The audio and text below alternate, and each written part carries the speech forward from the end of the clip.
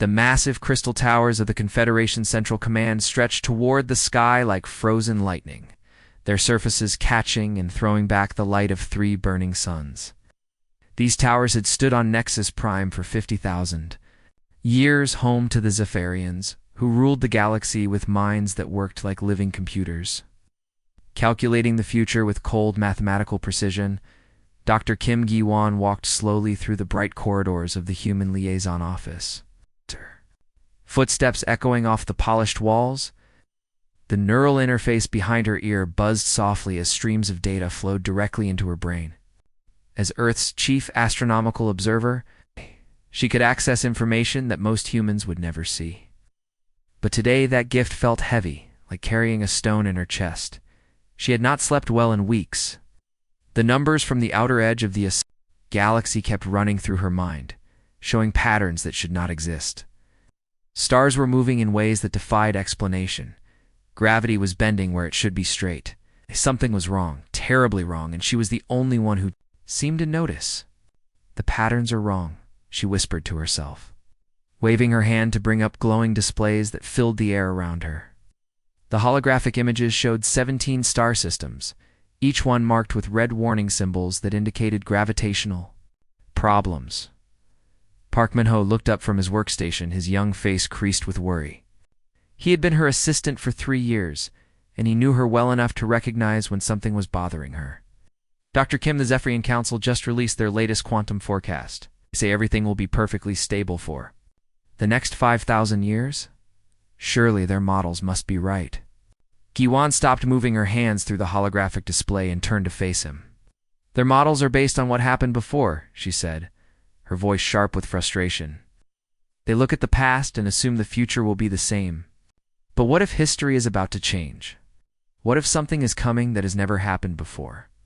Above their heads, beyond the ceiling and the atmosphere and the vast emptiness of space, the galaxy continued its ancient dance, the insectoid. Hive queens of Zarian worked without rest, their compound eyes tracking the movement of goods and people across millions of worlds. They managed the logistics of 847 different species with the efficiency of a perfect machine, never making mistakes, never questioning orders. The energy-based luminals moved through the galaxy's communication networks, like living electricity, carrying messages faster than light itself. They had no physical bodies, existing only as patterns of pure energy that pulse through the quantum channels, connecting every inhabited world. When they spoke, their voices sounded like music played on instruments made of starlight. In this vast hierarchy that governed the galaxy, humanity held a comfortable middle position. They were respected for their ability to adapt and create, but they were never asked their opinion on important matters. The elder races had been running the galaxy since before humans learned to make fire. What could these young newcomers possibly know about the great patterns that governed the cosmos? Guan stared at the data floating in the air before her, mind racing. The gravitational anomalies were getting stronger each day. The dark matter readings from the outer rim showed disturbances that made no sense according to current scientific understanding. And yet, when she had tried to share her concerns with the Confederation Council, they had dismissed her findings as statistical noise. "They think we are children," she said quietly, more to herself than to Min-ho. "They have ruled for so long that they cannot imagine being wrong about anything." Min-ho frowned. "But Dr. Kim, they have kept the galaxy peaceful for thousands of years. Surely they know what they are doing." Guan walked to the great window that looked out over the city below. Beings from dozens of different worlds moved through the streets, their various forms creating a living tapestry of galactic civilization. Some floated through the air on gossamer wings, others rolled along on mechanical wheels, and still others simply flickered in and out of existence as they teleported from place to place. It was beautiful, this galaxy they had built together. It was also fragile in ways that the elder races refused to acknowledge. "Success can be a trap," Juan said, her breath fogging the window. "When something works for a long time, you stop questioning whether it will keep working. You stop looking for signs that change is coming." She turned back to the holographic displays, her fingers dancing through the data once more. The patterns were clear to her now, as clear as the nose on her face. Something vast and dark was moving through the empty spaces between the stars. something that would arrive within 200 years and change everything forever: the galaxies. Leaders were looking the other way, trusting in models and predictions that had worked for millennia. But Giwan could see what they could not: the cliff that lay ahead, hidden in the comfortable certainty of their ancient wisdom that was about to change. Whether the galaxy was ready or not, the Grand Assembly Chamber was a place that made even the bravest beings feel small. Its walls were made of living crystal that caught every sound and made it bigger, turning whispers into echoes and normal speech into booming announcements. The chamber was so large that clouds sometimes formed near the ceiling, and the delegates needed floating platforms just to see each other across the vast space. Dr. Kim Gi once stood at the center podium, her human body looking tiny compared to the massive creatures that surrounded her.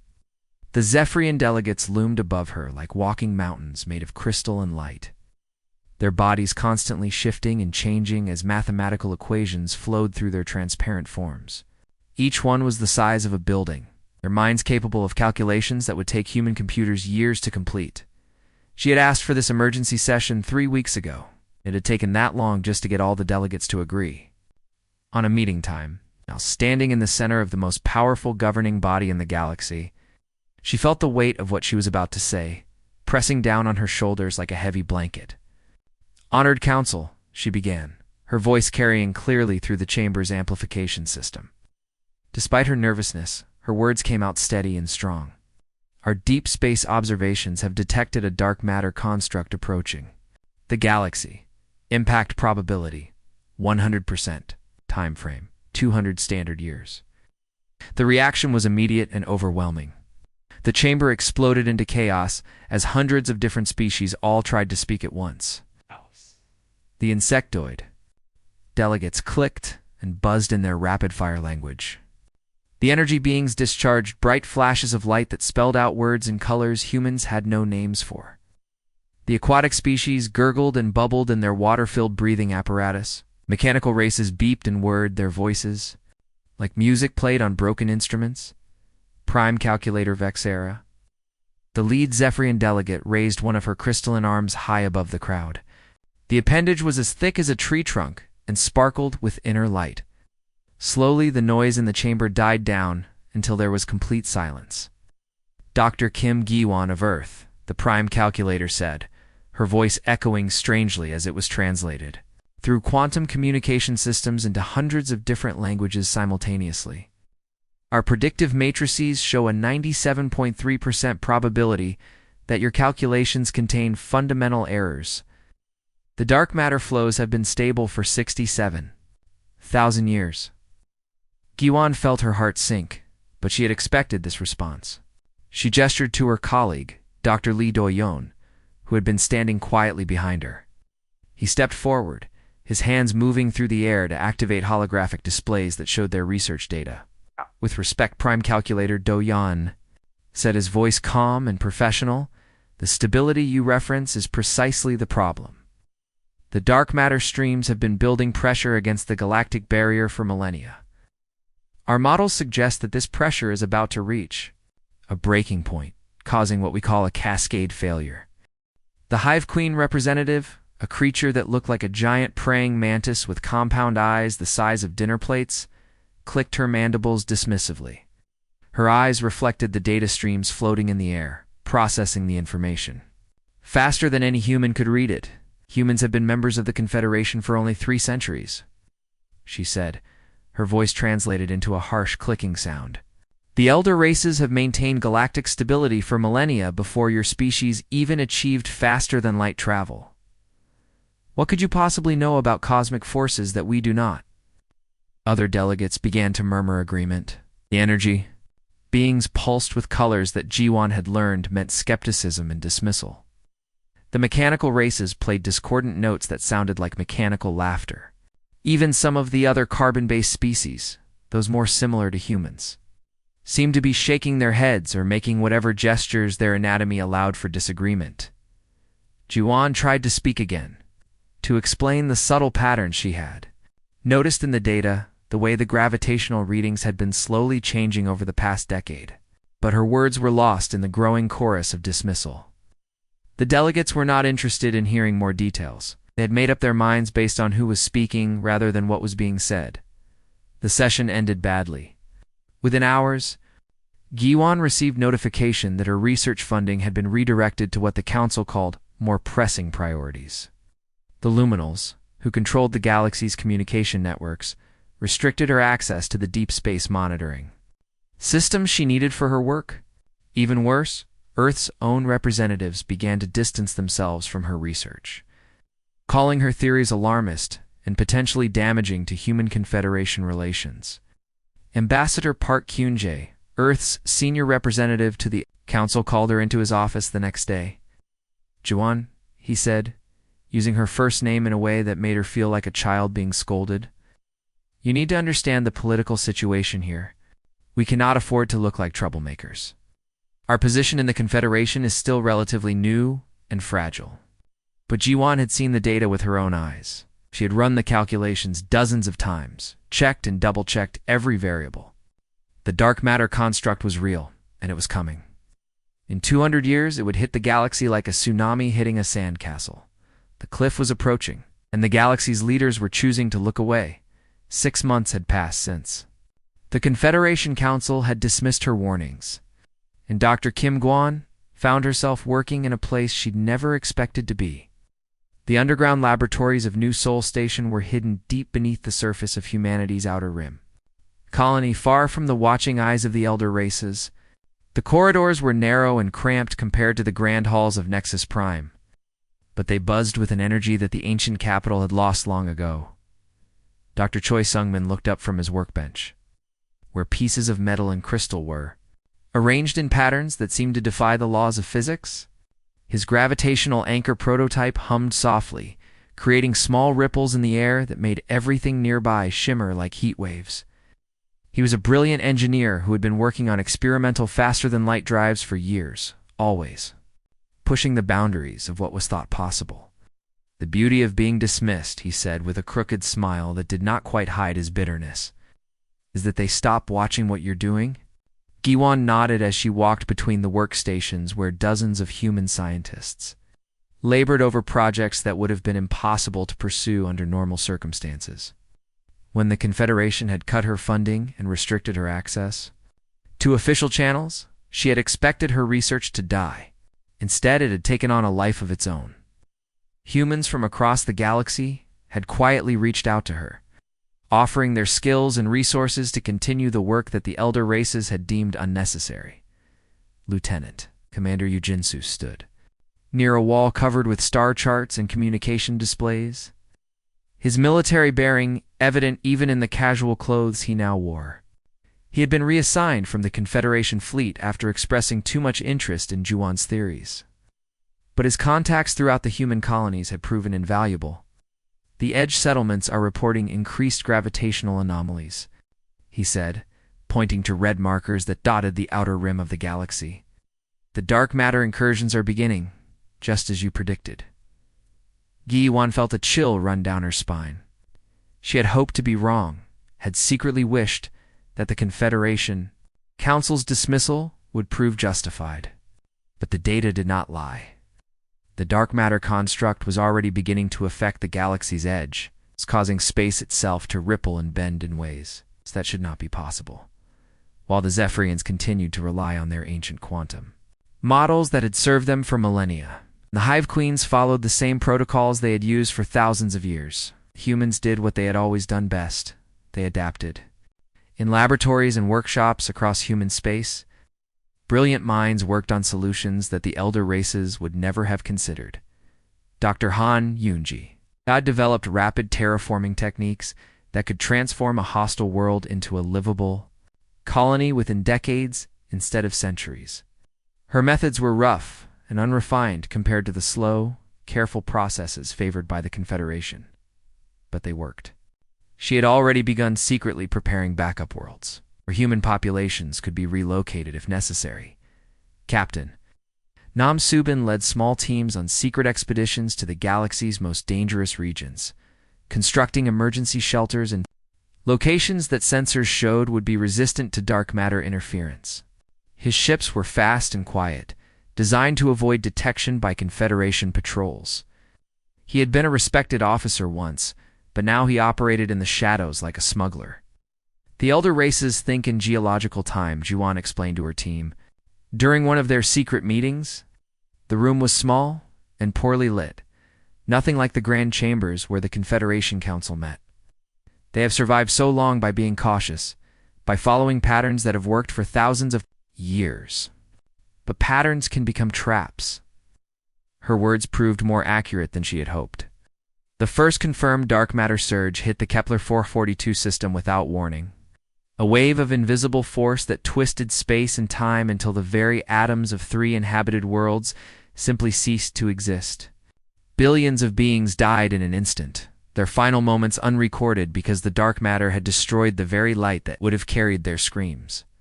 The Confederation's response was exactly what Jihuan had expected and feared.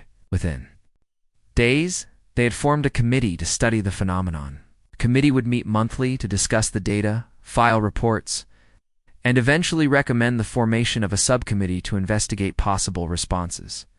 By their own estimates, they would have a preliminary action plan ready within 5 years. The humans did not have 5 years. According to Giwan's calculations, the next surge would be larger and would hit systems much closer to the galactic core. The comfortable worlds that had never known danger would face destruction on a scale that the galaxy had never seen. In the underground laboratories of New Sol Station, the humans worked with desperate efficiency. They had no time for committees or careful deliberation. They had no ancient wisdom to guide them, no protocols that had been tested over millennia. All they had was their ability to see a problem and solve it, to adapt and improvise when the old ways no longer worked. The humans began preparing for war against the impossible, armed with nothing but their refusal to accept. Some problems could not be solved. The alarm sirens wailing through the Centauri cluster sounded like dying animals. 12 worlds, home to nearly 50 million beings, watched their skies darken. As sensors detected the approaching dark matter wave, it was larger than anything they had seen before. A wall of invisible destruction that would arrive in less than 18 hours. The Zephyrian, High Command's response came swiftly through official channels. Evacuation of the Centauri cluster has been deemed logistically impractical, the cold, mathematical voice announced. All colonial populations are ordered to shelter in place and await further instructions. Captain Nam Subin read the message. While standing on the bridge of his flagship, a sleek human vessel that had been built in secret over the past 6 months. Around him, his crew worked quietly at their stations, their faces grim but determined.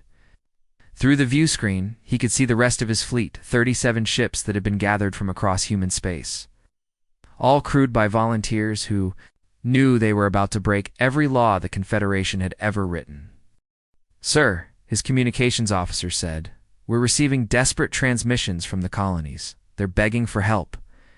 Subin closed his eyes for a moment, thinking of the families huddled in their homes below, waiting for death to arrive.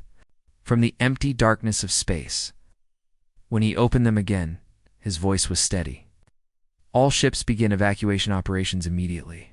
The human fleet dropped out of hyperspace around the Centauri cluster like a swarm of metal locusts. They moved with practiced efficiency, each ship taking position around a different world. Loading ramps extended, cargo bays opened, and the desperate evacuation began. The response from the Confederation was immediate. Admiral Kethmara, a massive Aquarian whose body was mostly tentacles and water-filled breathing apparatus, appeared on Subin's communication screen. His voice bubbled with rage as he spoke. "This is unauthorized," the Admiral transmitted, his tentacles writhing with anger. "You are violating galactic law. These colonists have been ordered to shelter in place." Subin did not even look at the screen as he responded. His attention was focused on the refugee ships streaming up from the planet below, packed with frightened beings who clutched their possessions and their children. "Log our violations," he said calmly. "Face tribunal after we save these people." At the same time, across 17 different star systems, Dr. Choi Sungmin's gravitational anchors were being put to their first real test. The devices were ugly things compared to the elegant technology of the elder races, crude metal constructs that hummed and sparked as they worked. But when the dark matter storms hit them, they held. the Confederation's ancient defenses beautiful. Crystalline structures that had protected the galaxy for millennia cracked and shattered under the alien forces. The quantum barriers that the Zephyrians had designed to deflect conventional threats were useless against something that existed outside normal space-time. But Sungman's anchors, built with human stubbornness and a willingness to try impossible, things somehow managed to bend the dark matter around the systems they protected. The breaking point came when the main dark matter wave struck the galactic core itself. This was not the gentle probing of the earlier incursions, but a full assault that twisted reality in ways that had no names. The very fabric of space-time rippled like water in a storm. The Zephyrians' quantum barriers, those magnificent shields that had protected the galaxy's heart for 50,000 years, shattered like glass windows struck by a hurricane. The mathematical precision that had served them so well became their weakness. When faced with forces that followed no equations they understood, the Hive Queen's logistics networks, optimized for stable conditions and predictable patterns, collapsed into chaos. Their perfect efficiency became paralysis when the systems they managed began behaving in ways that their protocols had never anticipated. Supply lines broke down, communication channels failed, and the careful order they had maintained for millennia dissolved into confusion. The Luminal's communication web, that network of living energy that had connected every corner of the galaxy, went dark across entire sectors. The energy beings that had carried messages faster than light itself were torn apart by the dark matter storms. Their consciousness scattered across the void, but humanity's distributed networks held. Dr. Kim Gi-won stood in the emergency command center of what had once been a Confederation facility, now commandeered by human forces out of necessity. Around her, technicians worked frantically at control panels, coordinating the defense of critical systems across the galaxy. The room was filled with the controlled chaos of a crisis response, so different from the calm order that the elder races preferred. On the screens around her, she could see the impossible happening. Human-designed shields, crude and improvised, were protecting the galaxy's most important systems, while the ancient defenses failed. The distributed nature of human technology, which the elder races had always seen as primitive and inefficient, proved to be exactly what was needed when centralized systems collapsed. Prime. Calculator Vexthera materialized in the command center, her crystalline form flickering with uncertainty. The massive Zephyrian, who had dismissed Juon's warnings just months earlier, now stood before her with something that looked like desperation in her geometric features. "What do you need?" the Prime Calculator asked, each word clearly difficult. For her to speak, Ji-won looked up at the being who had once ruled the galaxy with mathematical certainty, now reduced to asking a human for help. "Everything," she replied without hesitation, and the willingness to do things that have never been done before. 1 year had passed since the dark matter crisis nearly destroyed the galaxy, and the rebuilt chambers of Nexus Prime looked nothing like they had before. The crystalline spires that had once reached toward the sky in perfect, unchanging lines now curved and twisted, their surfaces designed to bend without breaking. Human engineers had worked alongside Zephyrian architects to create something entirely new, buildings that could adapt to forces that would have shattered the old structures. Dr. Kim Gi-won stood at the center of the Great Assembly Hall, looking out at faces that represented hundreds of different species from across the galaxy, but these were not the same proud ancient races that had dismissed her warnings just over a year ago. The crisis had changed them all in ways that would have been impossible to imagine before the dark matter storms, as the newly appointed Supreme Coordinator of the reformed Galactic Alliance, Juon wore simple human clothes instead of the elaborate robes that previous galactic leaders had favored. Her title was new, created for a new kind of government that valued quick decisions over ancient traditions. The old Confederation Council, with its endless committees and formal procedures, had been replaced by something more flexible and responsive. "The galaxy we knew is gone," Gi-won began, her voice carrying clearly through the chamber's improved communication systems. "But the galaxy we saved together is stronger than what came before."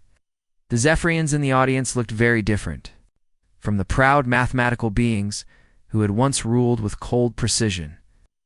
Their crystalline forms still pulsed with inner light, but now that light flickered with uncertainty and newfound humility. They had restructured their entire society around human crisis management principles, learning to value quick adaptation over perfect calculations. The Hive Queens had undergone perhaps the most dramatic changes of all. Their rigid hierarchies had been replaced by decentralized command structures that allowed individual colonies to make their own decisions when communication with the central authority was lost. It went against everything they had believed about proper organization, but it had saved millions of lives during the crisis. Even the Luminals, those beings of pure energy who had once formed the galaxy's communication network, had learned to embrace redundancy over efficiency. Instead of the single, perfect network that had served them for millennia, they now maintained multiple overlapping systems that could continue functioning even when parts of them were destroyed. Dr. Lee Doyen stepped forward to present the reconstruction statistics. He now headed the Alliance's new Adaptive Response Division, an organization that would have been impossible under the old system. 17 star systems were lost during the crisis, he reported, his voice steady despite the enormity of what he was describing. But over 3,000 systems were saved by our emergency protocols. The numbers were both devastating and encouraging. Billions of beings had died, entire civilizations wiped out in moments when the dark matter storms hit. Without the human intervention, without the willingness to break rules and try impossible things, the death toll would have been thousands of times worse. The refugee populations from the destroyed systems were being resettled, using Dr. Han Yongji's rapid terraforming techniques. Her methods, once dismissed as crude and dangerous by the elder races, had proven to be exactly what was needed when time was running out. Hostile worlds that would have taken centuries to transform using traditional methods were becoming livable. In just decades, Captain Nam Suben, now promoted to Alliance Fleet Commander, stood to report on the new early warning systems that were being deployed throughout the galaxy. His ships, once illegal and operating in secret, now formed the backbone of the Alliance's rapid response capabilities. "We're not just watching for the next crisis," he explained, his military bearing evident even in the more casual atmosphere of the new assembly. "We're preparing for crises we can't yet imagine." This was the lesson that had been learned at such a tremendous cost. The elder races had survived for so long by being careful, by following patterns that had worked for thousands of years, but their very success had made them blind to the possibility that those patterns might one day fail. The galaxy had been led by wisdom and experience, but it had taken humanity's fresh perspective to see what the ancient races had become unable to recognize. Sometimes the newest voice in the room could see things that the most experienced had missed. As the assembly concluded and the various delegates began to disperse, former Prime Calculator Vex Thera approached Jiwan privately. The massive Zephyrian's crystalline form pulsed with colors that Jiwan had learned to recognize as deep thought and genuine emotion. "Your species has given us something we had forgotten," Vex Thera said, her voice carrying none of the cold mathematical certainty that had once defined her people. "What's that?" Guan asked, genuinely curious. "The courage to be wrong and the wisdom to change?" Guan nodded, understanding the profound nature of what the Zephyrian was saying. For a species that had prided itself on always being right, on having perfect mathematical models for everything, admitting the possibility of error was revolutionary. Outside the chamber windows, the stars shone brighter than they had in centuries, illuminated by the light of a galaxy that had learned to adapt, to question, and to survive. The crisis had ended, but the changes it had brought would last forever.